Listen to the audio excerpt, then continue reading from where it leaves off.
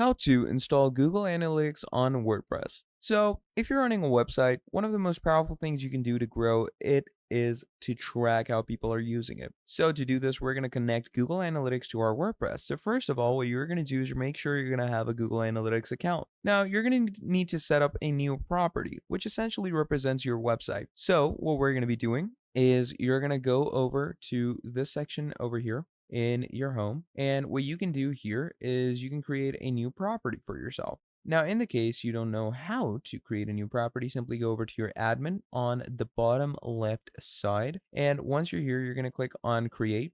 And obviously, you're going to be creating a new property for yourself accordingly. And obviously, for a new property, you are going to want to have a new account. So create a new account. Now you're going to call this property anything. I'm going to call it Word. And we're going to click on next. You're going to go ahead and select the industry and everything, choose what you want, etc. Once you do that, go ahead, accept the terms, and once we are done, it's going to bring you to data collection. Now, obviously, it's a web platform, and right here, you're going to add the URL for your website. Okay, so whatever it is, you can go ahead and add that right here. So this is going to be your URL.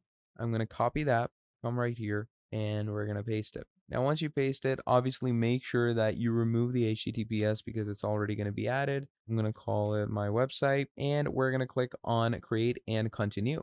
Now, once it adds the website in its stream, what you can do is you're going to open it up, and here it says how to set up a Google Tag install with WordPress. So what you're going to do is you're going to come over to your WordPress now, go over to your WordPress section over here. Now you are going to want to make sure that you have the upper plan on WordPress, because in the case you do not have the upper plan, this will not work for you. So you need at least the WooCommerce or business plan. So what you're going to do is you're going to go over to plugins, and here you're going to search for Google Analytics. Okay, that is what we're searching.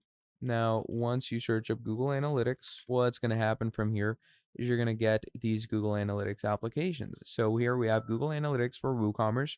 You're going to open that up, go ahead and download it, connect it to your Google account, and you are good to go. Now, in the case you don't want to do that, you can even add a Google tag into your JavaScript code, which is a bit more complicated, but you can do it if you want to. So that is pretty much about it for this video. Thank you for watching till the end, and I'll see all of you next time. Have a great day. Goodbye.